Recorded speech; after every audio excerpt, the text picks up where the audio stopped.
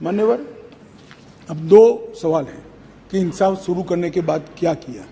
मैं उस पर बाद में जाता हूं। इतनी ही शांति से बताऊंगा, कोई जरा भी मन में मैं कि कोई किसी चीज से भागना नहीं चाहता।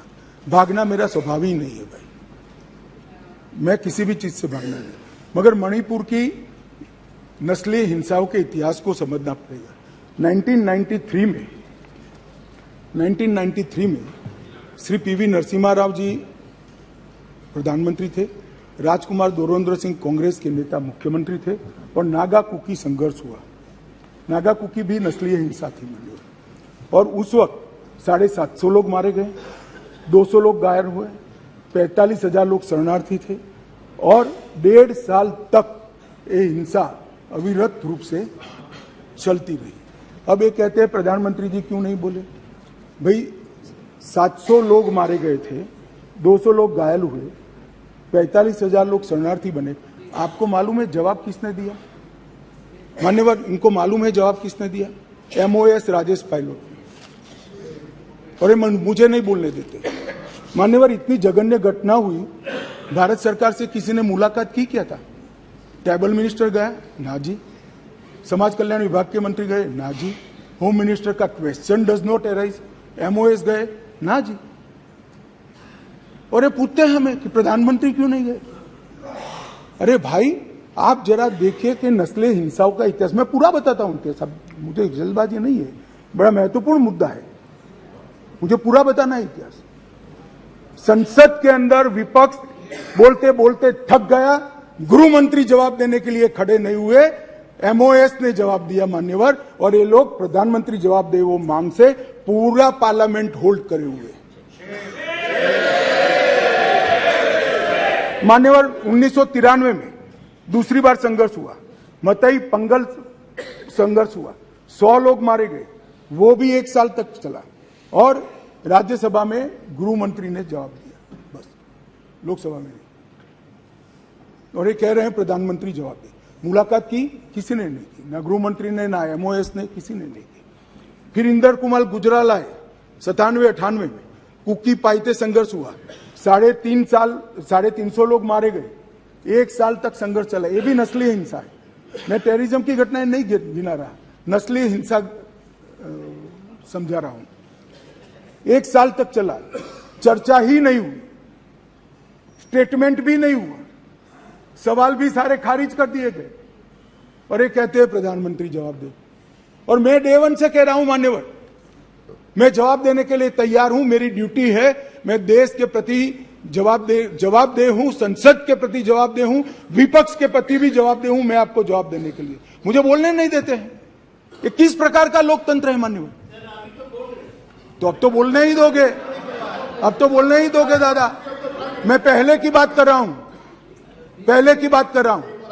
और हमारे गोगाई जी कहते हैं मौन तोड़ने के लिए लाया गया। अरे भाई, मौन रखने वाले तो हार गए और वहां बैठ गए, हम तो बोलने वाले हैं, जवाब देने वाले हैं। हम मौन नहीं रखते, मौन आप रखते हैं। हमें कुछ नहीं छुपाना, हमारा कोई आदमी इसमें इन्वॉल्व नहीं है। मैं नाम बोलना नहीं चाहता, गृह मंत्रालय के रिकॉर्ड पर नेताओं के नाम है। सुनना है तो बता दूं, आप खड़े होकर कह दो बताओ तो मैं बता देता हूं। नाम सुनना है।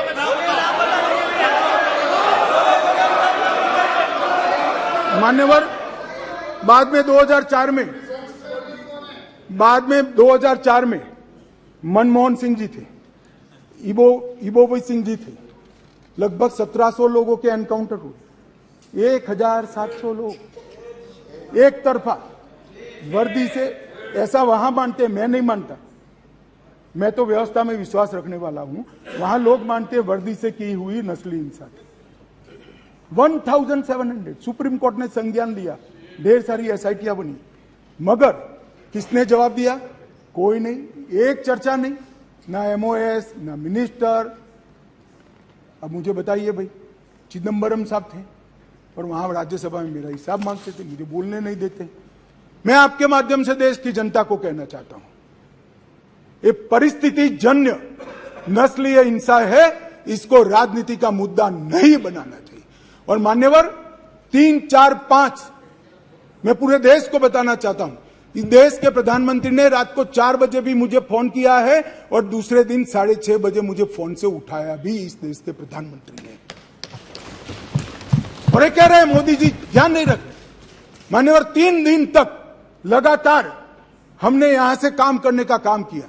16 वीडियो कॉन्फ्रेंस करी, 36,000 लोग सिक्योरिटी फोर्सेस सीएपीएफ के वहां पहुंचाए, वायुसेना के विमानों का उपयोग किया, चीफ सेक्रेटरी बदल दिया गया, डीजीपी बदल दिया गया, सुरक्षा एडवाइजर भेज दिया गया, चीफ सेक्रेटरी भारत सरकार ने भेजा, डीजीपी भारत सरकार ने भेजा, सुरक्षा एडवाइजर भारत सरकार। ये सब 4 तारीख की शाम को समाप्त हो गया था। 3 को हिंसा हुई, 4 तारीख को समाप्त हो गया था। और ये कहते हैं 356 क्यों ना लगाया? 356 तब लगती है जब हिंसा के समय राज्य सरकार कोऑपरेट न करे। हमने डीजीपी बदल दिया, उन्होंने भारत सरकार के डीजीपी को स्वीकार कर लिया। हमने चीफ सेक्रेटरी बदल दिया, उन्होंने भारत सरकार के चीफ सेक्रेटरी भेजे हुए चीफ सेक्रेटरी को। मैं यही कह रहा हूं, समझ न हो तो नहीं आएगी भी। सीएम तब बदलना पड़ता है जब कोऑपरेट न करे। ये सीएम कोऑपरेट कर रहा है। डीजीपी, सुरक्षा सलाहकार, ये सबको हमने बदला है।